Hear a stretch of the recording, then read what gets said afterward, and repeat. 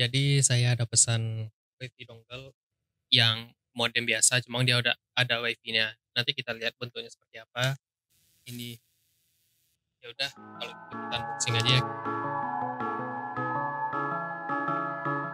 Oke, sekarang kita akan unboxing barang yang saya beli ini, yaitu modem MiFi 4G LTE dari Huawei tipe E8372.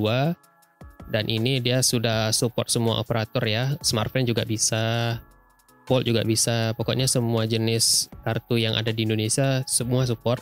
Dan ini ukurannya memang compact, bisa dibawa kemana-mana, mau dicolok ke power bank atau ke charger HP juga bisa.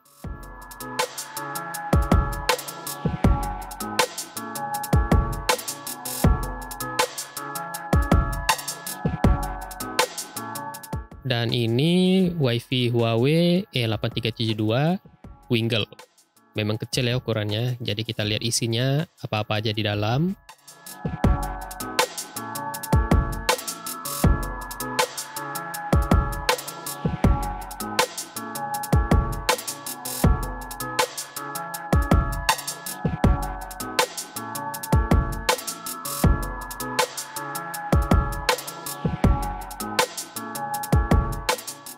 Jadi di dalam paket penjualannya itu ada kartu Telkomsel ya, bundling 14 GB selama 2 bulan, berarti sebulan 7 GB ya.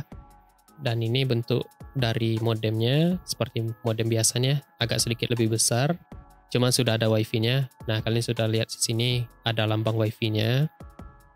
Oke, kita lihat di sini tidak ada lubang antenanya. Jadi saya beli ini 25.000, nggak bisa dipakai sama sekali, tapi nggak apa-apa.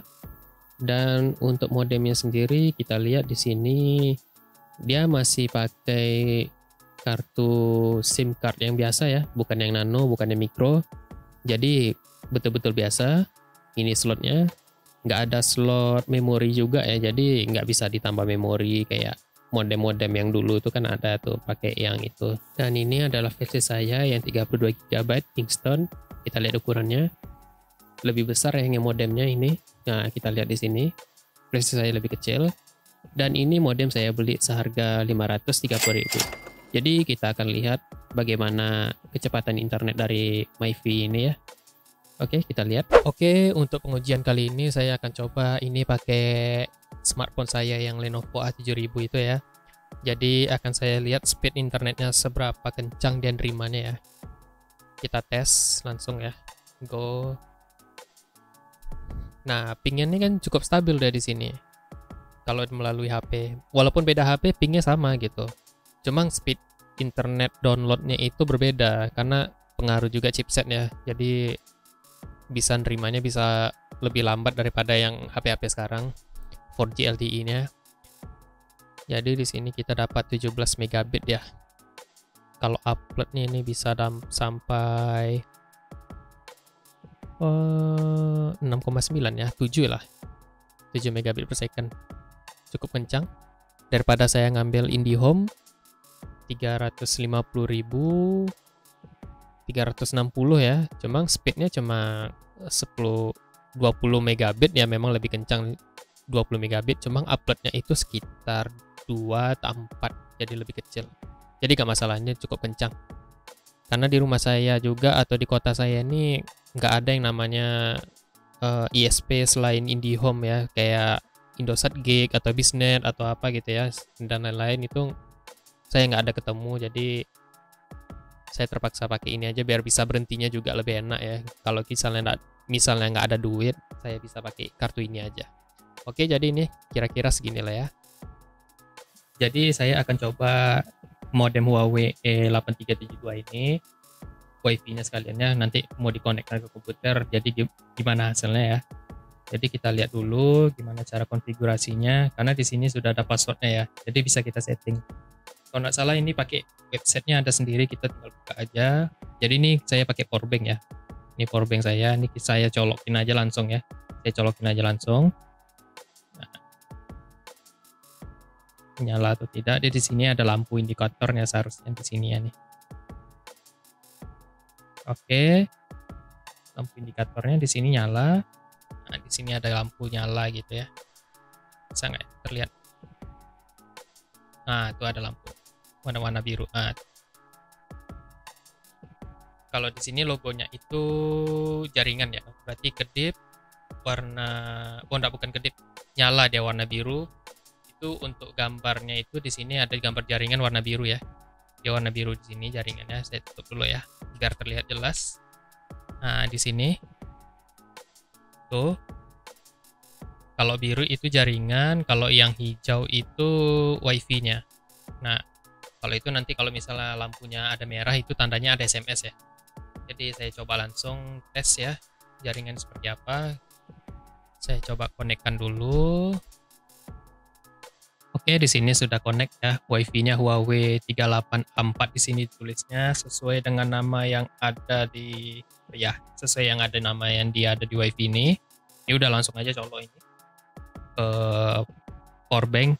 Kalau kalian mau langsung colok ke charger tuh bisa minimal di sini tertulis 700 miliampere ya, salah untuk chargernya. Berarti 1 ampere bisa lah kalau charger yang jenis lama tahun 2016 charger HP itu ya. Kita coba ini, kita masuk konfigurasinya itu di sini 192 168 81. Nah, di sini tuh di konfigurasinya di sini ada username, kita disuruh login melalui aplikasinya. Berarti kita harus pakai aplikasinya ya. Oke, nanti aja kita setting. Nah, kita tes di sini gimana kecepatannya ya.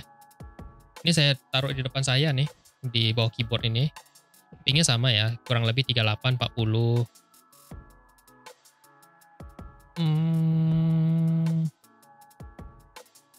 Sedikit lebih cepat. Ya, terimanya lebih bagus. Oke. 23. Uploadnya sekitar 12. Ya, sedikit lebih tinggi daripada yang tadi ya.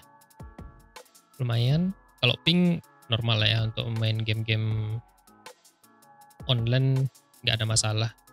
Oke, ini bisa live streaming nih. Kalau live streaming, untuk live streaming itu biasanya di 720 aja ya, atau di HD aja udah cukup. Nggak masalah, masih bisa bagus lah kalau untuk 720 gambarnya. Ya kalau kalian butuh yang Full HD, kalian harus internet lebih kencang dari ini ya.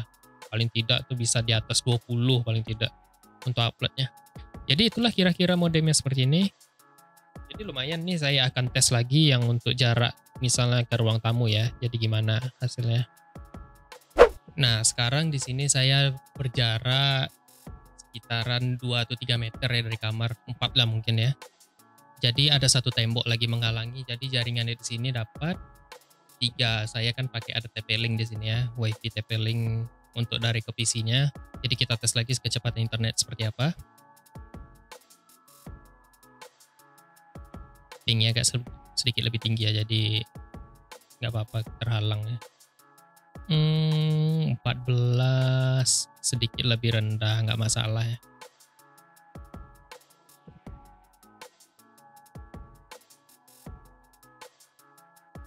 Tapi uploadnya masih stabil ya di 14, masih tinggi juga untuk uploadnya, berimbang aja ya, cukup lumayan.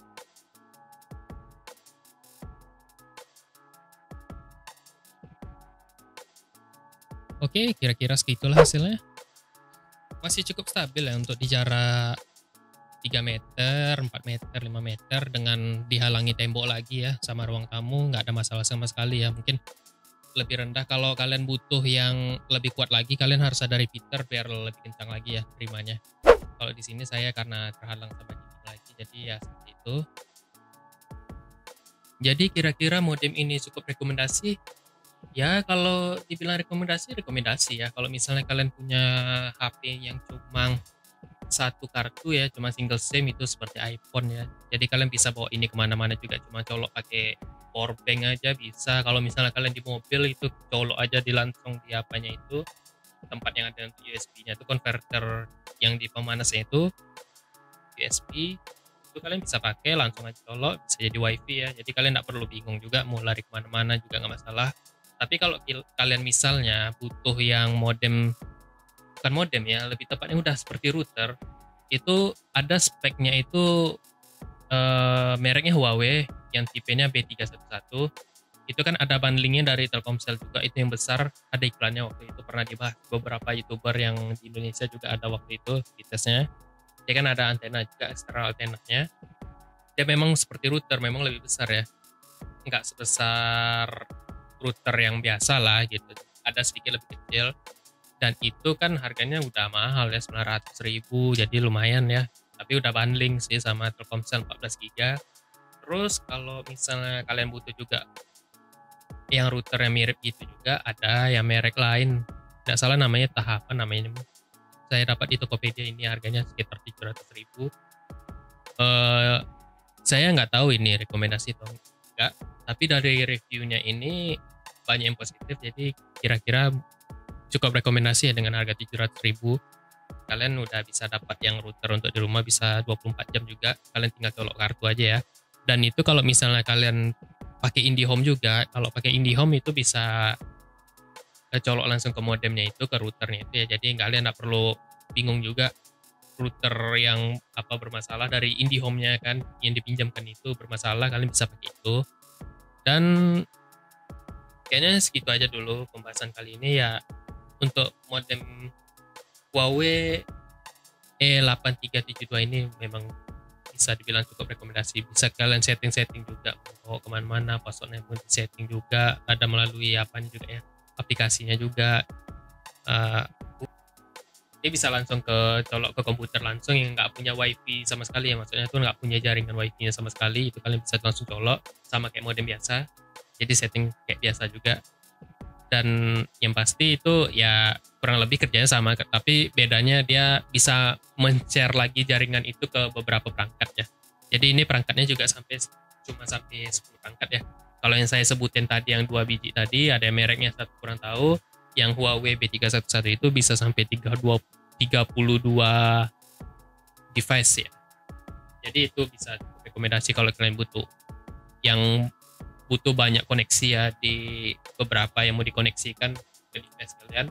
Cuman masalahnya kalau internet Indonesia itu nggak sekencang itu juga ya. Saya aja pakai HP yang ini, HP Samsung ini, cuman maksimal waktu itu subuh itu pakai Indosat juga, itu bisa sampai 50 megabit per second ya. Nggak akan sampai 150 megabit per second.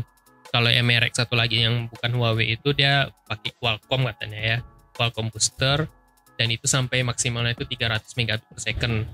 Jadi lebih kencang ya. Tapi masalahnya kembali lagi jaringan Indonesia juga nggak sampai sekencang itu ya. 50 aja udah bersyukur kali gitu. Upload aja nauzubillah lah kalau hasilnya. Tapi ya nggak masalah kalau misalnya kalian butuh jaringan yang nggak terlalu kencang juga tapi stabil gitu ya. Ya modem ini bisa jadi rekomendasi.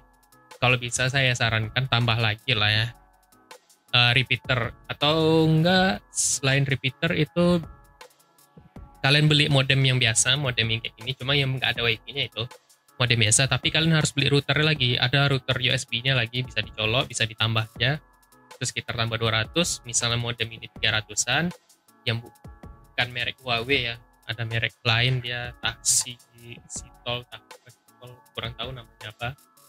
Itu kalian tinggal colokan aja ke modem router yang ke routernya TP-Link, ke routernya TP-Link itu tambah 200.000. Udah kurang lebih sama sih harganya seperti ini, cuma kan bisa 24 jam ya, jadi nggak perlu restart lagi modemnya kalau bisa bermasalah. Dan kecepatan pasti penangkapannya lebih bagus ya. Dan device yang akan terkoneksi jauh lebih banyak daripada ini. Ya, cukup sekian aja yang dibahas kali ini. Ini bisa kalian pakai kemana aja ya. Oke, lain kali akan saya bahas yang lain selain dari ini. Yes.